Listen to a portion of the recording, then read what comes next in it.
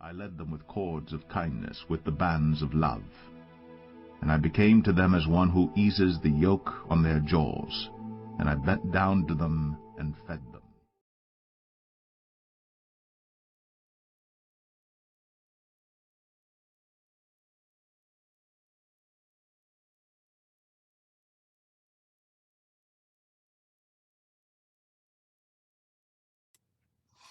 Shalom, shalom. It's Brother Tyndall from Something to Chew On, coming in doing a live video. We're going to talk about idolatry and following false gods today, and hopefully give you something to chew on. Okay, I'm going to ask a question. When I say the term, or I say the word idolatry, what comes to your mind? Now, I know a lot of people comes to mind an idol, a physical statue that people are bowing down to. The golden calf of Exodus 32 probably comes to mind. But have we ever stopped and thought about idolatry today?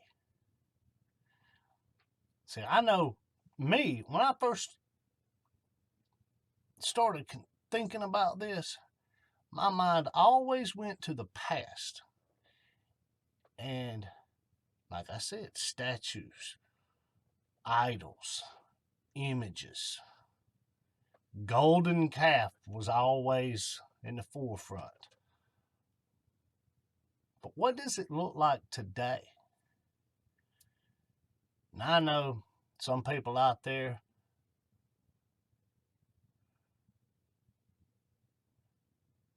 may think of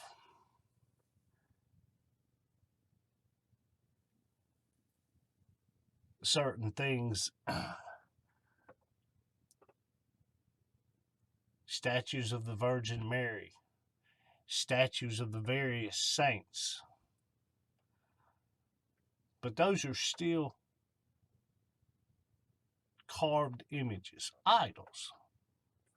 I'm talking about something a little more internal, I guess is the word I'm looking for. First off, let's read. I'm going to read something from the International Standard Bible Encyclopedia. And I'll bring it up on the screen. And I'm going to read the first part, which is highlighted in yellow first. So let me bring this up, and I'll read this.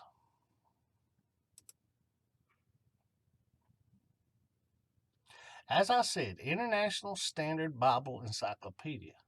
The part highlighted in yellow, it says, there is ever in the human mind a craving for visible forms to express religious conceptions. And this tendency does not disappear with the acceptance or even the constant recognition of pure spiritual truths.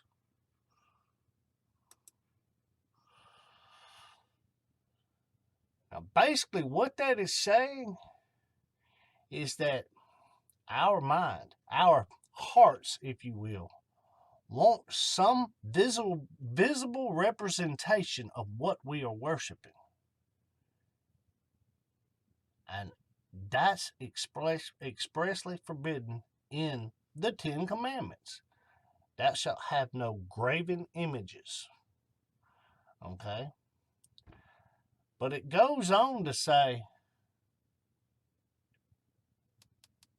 the tendency, this desire, doesn't go away even after we come into the true faith. It's still there. And it manifests itself.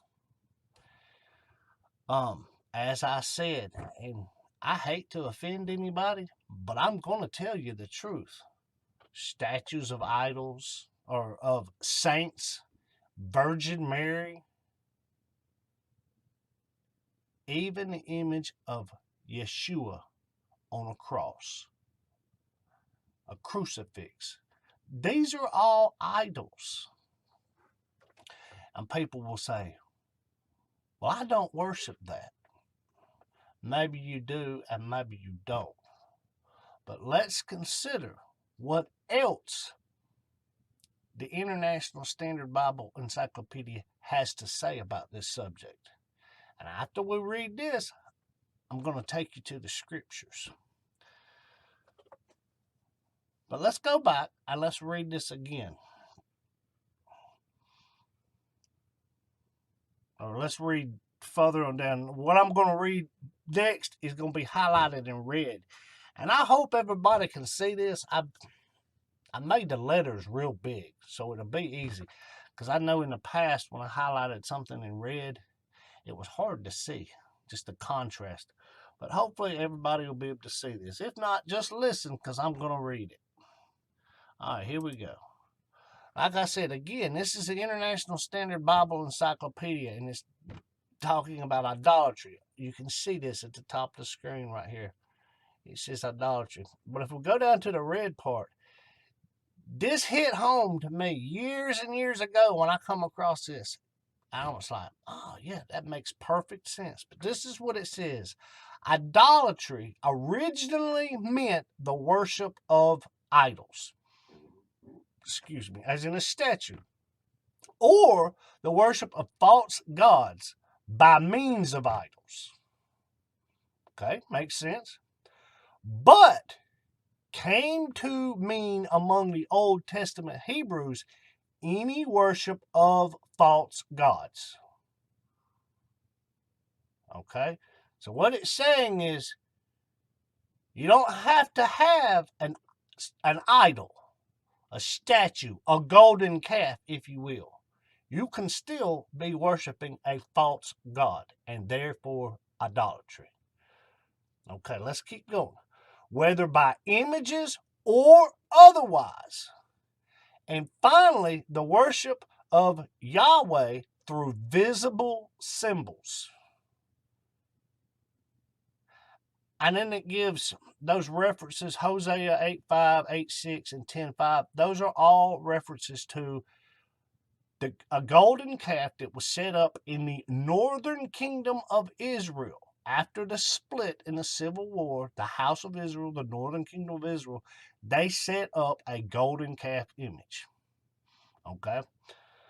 But it goes on to say this, and ultimately in the New Testament, idolatry came to mean not only the giving to any creature or human creation the honor and devotion which belong to God or Elohim only, catch this word, but the giving to any human desire or precedence over God's will. I'm going to read that again and let it sink in.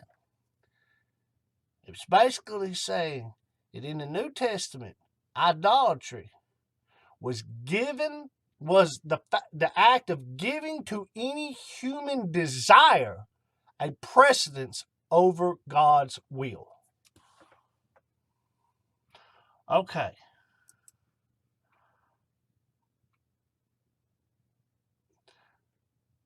Now, think about that. Putting a human's desire above the will of Yah.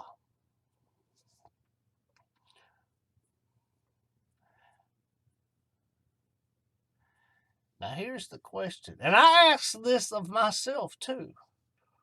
How often do we do what we want to do as opposed to what He would have us to do, what He has commanded us to do? Whether it be one of the 10 Commandments or anything else in His law.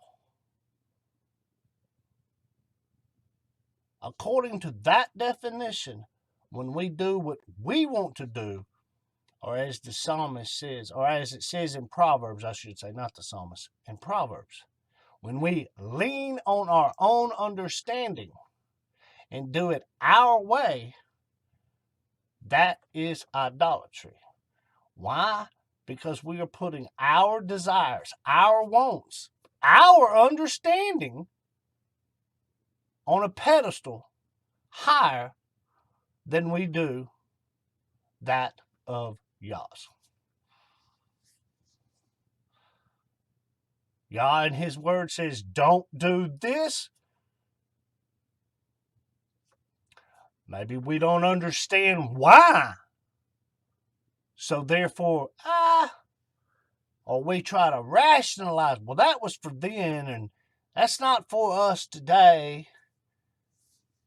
So I don't have to do that. Leaning on your own understanding and putting your desire above that of his will. Your will above his will. I'll give an example. A lot of people may not like this example, but I'm going to give it because I can back it up. I've heard people, I heard specifically one person talking about the subject of food and what's clean and therefore considered food and what's unclean and not considered food. See, a lot of people have a confusion. They'll say, well, that's unclean food. No, it's not. That's unclean, therefore not food. Slight difference. Food is clean. Unclean is not food. But the point is this. People will say something to the effect. I heard someone say this. They said, well, back then they didn't have the methods that we have today. For example, pigs. Pigs were raised differently than they are now. They're raised in farms and they're given antibiotics, and we can fully cook the meat today. So, that don't apply to us. Yah's will says it's unclean and not food, but our own understanding says, we can cook the germs out of it. We can cook the parasites out of it. We can cook the toxins out of it. Leaning on your own understanding. That would be a form of idolatry. Now, like I said, a lot of people are going to disagree with me. But doesn't matter. The word clearly says it's unclean, do not eat it. That's just an example. Okay, now, with all this in mind, let's go to the scriptures. Let me bring this up. I'll be brief today. For those who watch any of my videos know that I can get long-winded. I'm not going to get long-winded today. Let's see. The first place wait a minute. First place we're going to go to is Deuteronomy chapter 11 and verse 28. And I'm going to point something out, give you a little tidbit of wisdom that a lot of people, they never see this. They read through the scriptures and they never see this. But I'll point this out to you. Okay, like I said, and this is Deuteronomy chapter 11, verse 28. And right now, I've got pulled up the scripture version 2009. And I'm going to read this. But I'll show you the same thing in the King James. All right? Deuteronomy 11, verse 28. It says, and the curse, if you do not obey the commands of Yod-Heh-Vav-Heh, your Elohim, but turn aside from the way which I command you today, to go after other mighty ones, that would be other gods in the King James, to go after other mighty ones which you have not known. Okay? Now, let's just look at that in the King James Version and see how it's worded. Same verse, just in the King James. Deuteronomy 11:28. It says, and a curse if ye will not obey the commandments of the Lord your God. But turn aside out of the way which I command you this day, to go after other gods. See, mighty ones, gods, two different translations, which ye have not known.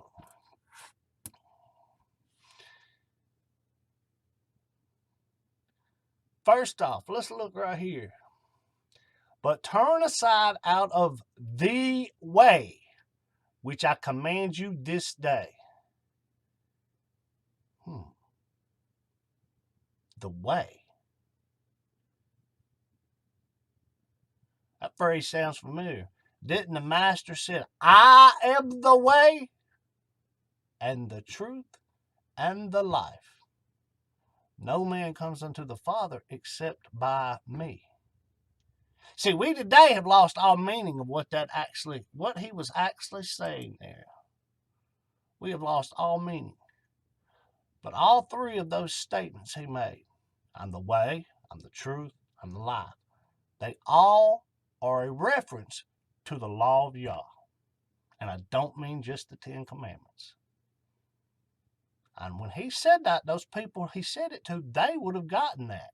But see, we today, for the most part, do not study our Old Testaments, the very foundation of the Word. So we lose that. Yeshua was pointing them back to obedience to the law of Yah, as opposed to obeying the commandments and traditions of men. Man-made laws of the Pharisees. In our day and age, the man-made commands of the modern-day church. We'll get to that. But you see how it says the way. Okay. Now here's the wisdom in this verse. Let's go back to it just so you can see this. So there'll be no confusion. You notice in this verse, there's 3 things. Not obey the commandments, turn aside from the way, and go after other gods. We see those 3 things. Not obey the commandments, turn aside out of the way, and to go after other gods.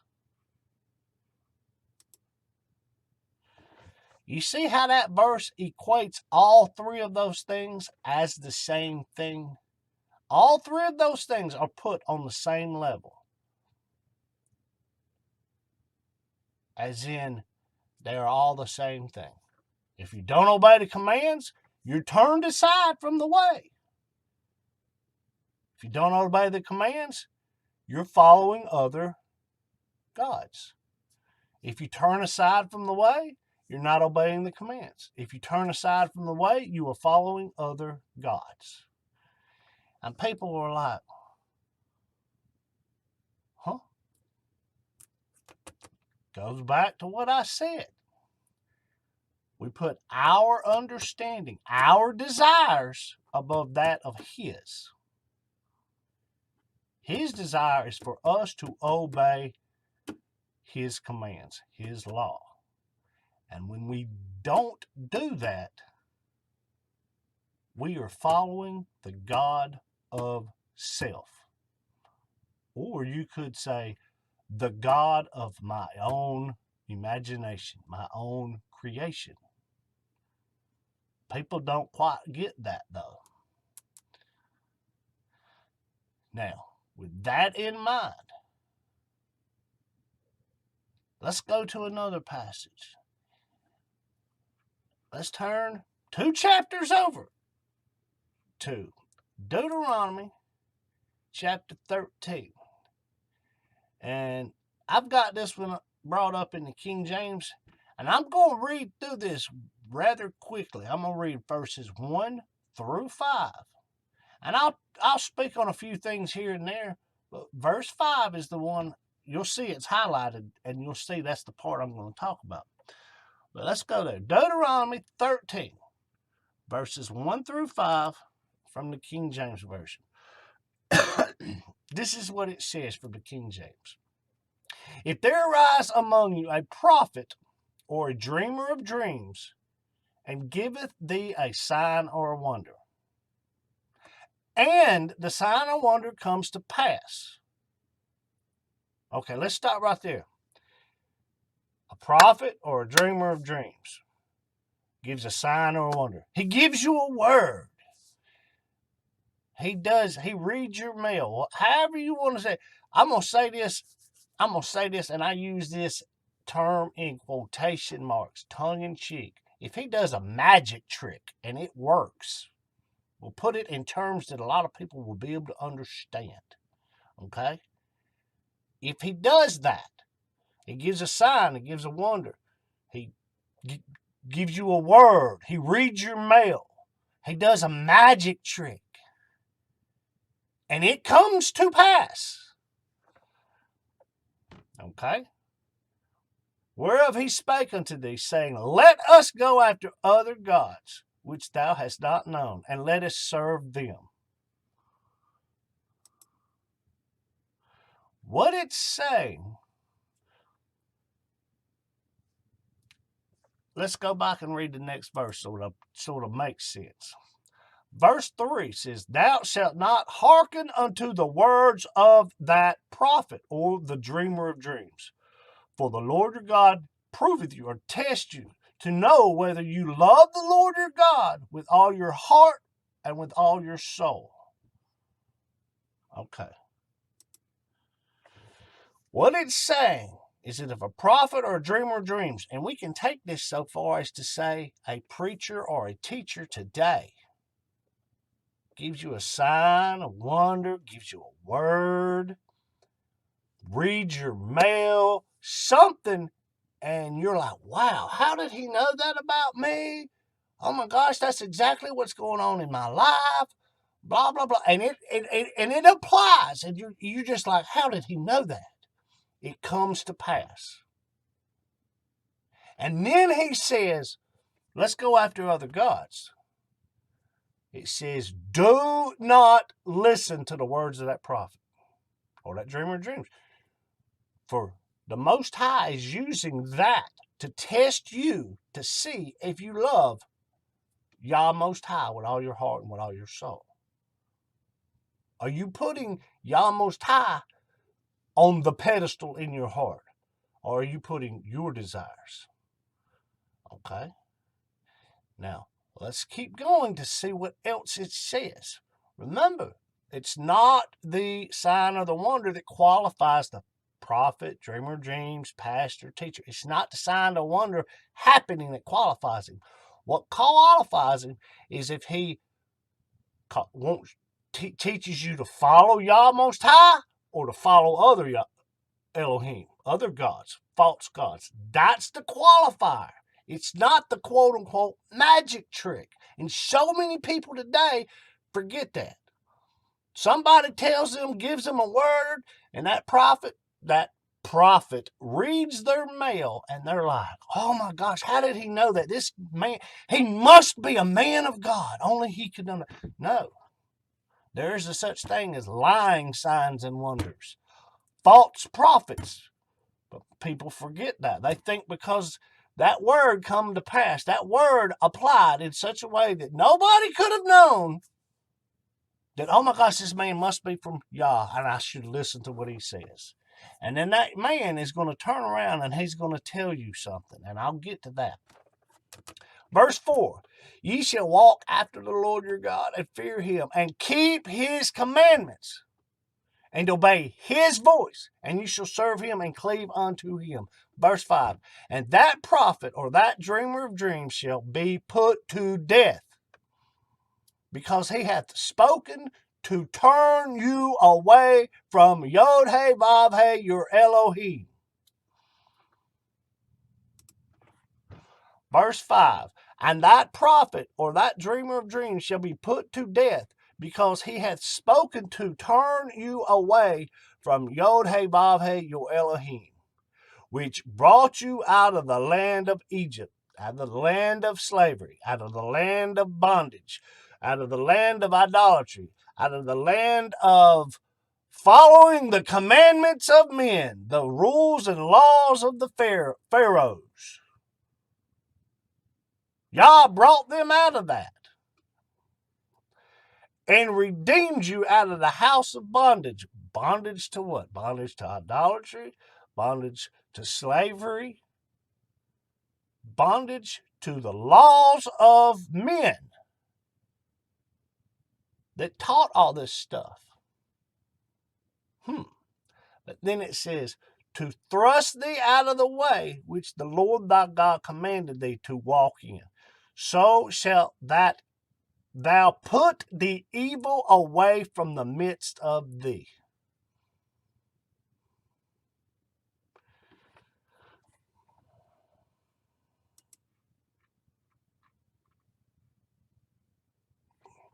Like it says, if a prophet, dreamer, dreams, teacher, preacher does something and you're like, oh, that does not qualify him as a true prophet of Yah.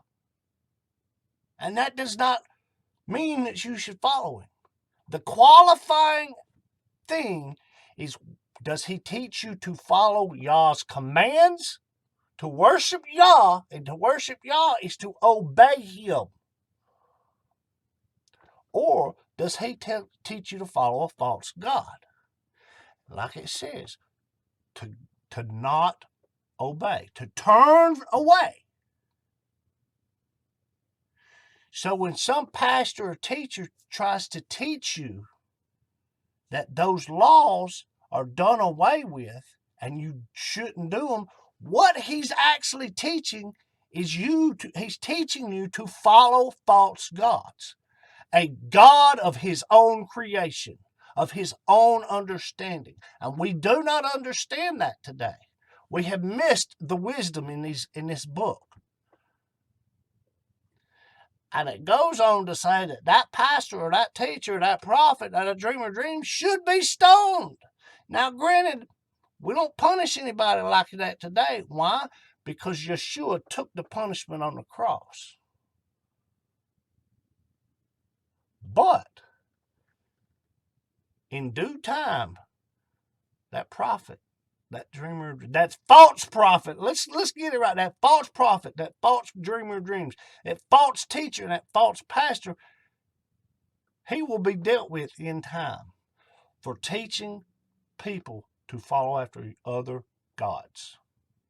Like I said, following other gods equates to not obeying the commands. Now let's look at this very last part that I got highlighted. I'm going to bring this back up. It says, hang on a second. Looks like there we go. Very last part that I got highlighted. It says, to thrust thee out of the way which the Lord thy God commanded thee. Out of the way. Didn't I just mention that before from Deuteronomy 11:28? To turn aside from the way that he's commanded you. He's saying here that if a teacher, a preacher, a false prophet, whatever, teaches, thrust thee out of the way which the Lord God, thy God has commanded thee to walk in. But look at the very last part. So shalt thou put the evil away from the midst of thee. Right there, it's equating evil with not following the way the Lord our God has commanded us to walk. Do you see that?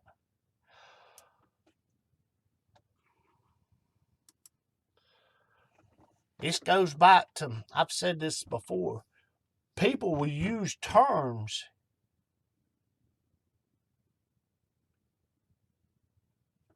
and they have their own understanding of those terms.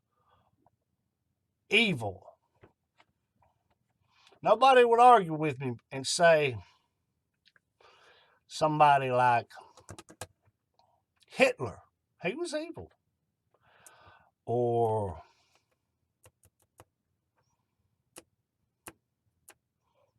what's the guy's name? The serial killer guy. Oh, man, little blonde-headed, thick black. I can't remember his name. I shouldn't even brought it up. I can't remember his name. Who knows his name? But anyway, any random serial killer. We would all equate that to evil. But the text clearly says right there that if you don't walk in the way that the Lord our God has commanded us, that's evil. So basically, if we don't follow his commands, his laws, that's evil.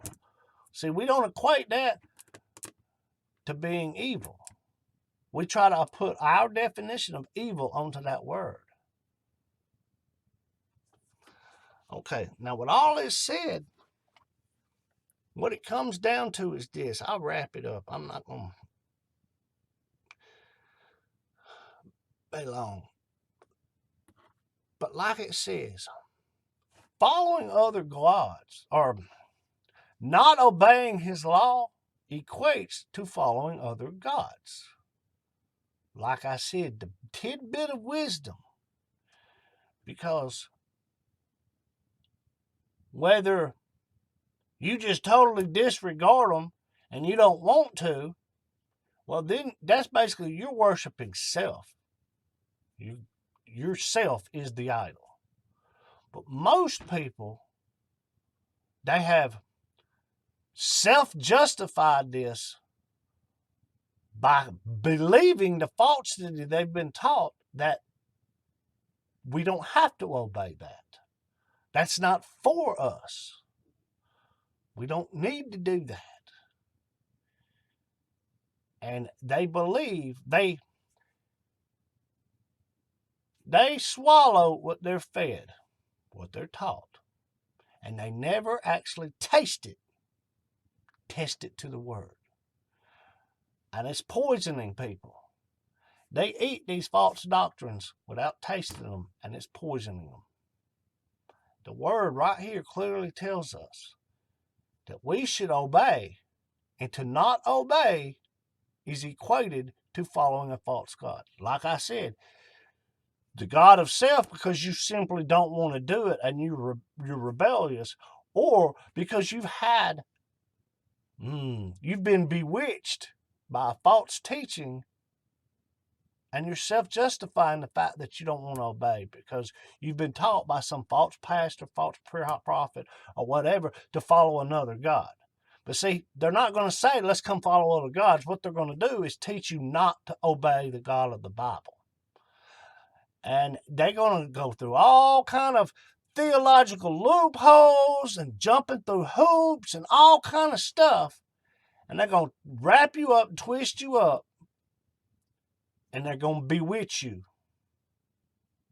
into rebellion. What's it say in 1 Samuel 15:24, I believe it is? For rebellion is as the sin of witchcraft. And that's the thing with people today. They don't realize they have been bewitched, as Paul says in Galatians 3. They don't realize they've been bewitched with false teachings. They swallowing that food and they ain't tasting it. And they're not obeying.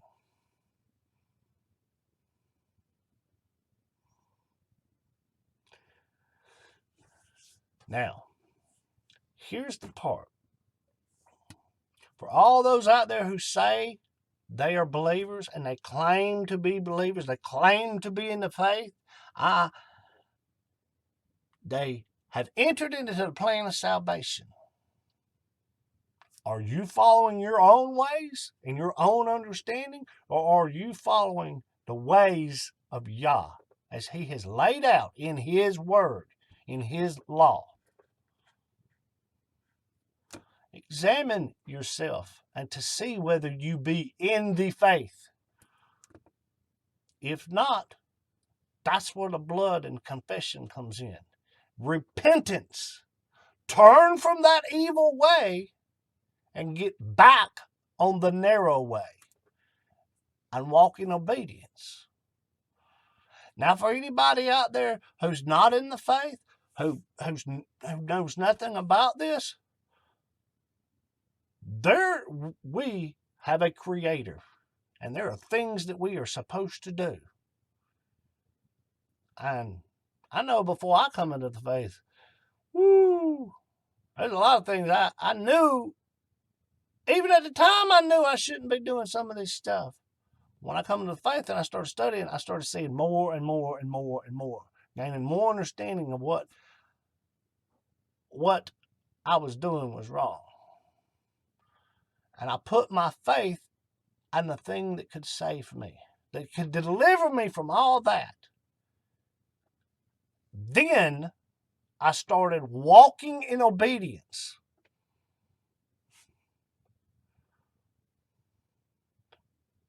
But for those who are guilty, and I'm not saying I'm not by any means, I'm preaching to myself. I ain't lying. I'm preaching to myself on this.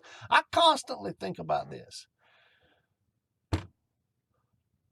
Turn, teshuvah, repent, turn, and get back on the path of the way, the narrow path, which is obedience.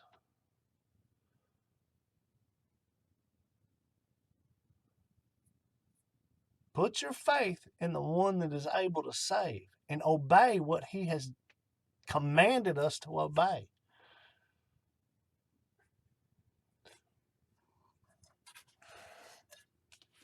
But I'll leave it at that. And as I always say, don't just read this thing, but study it. Shalom, folks.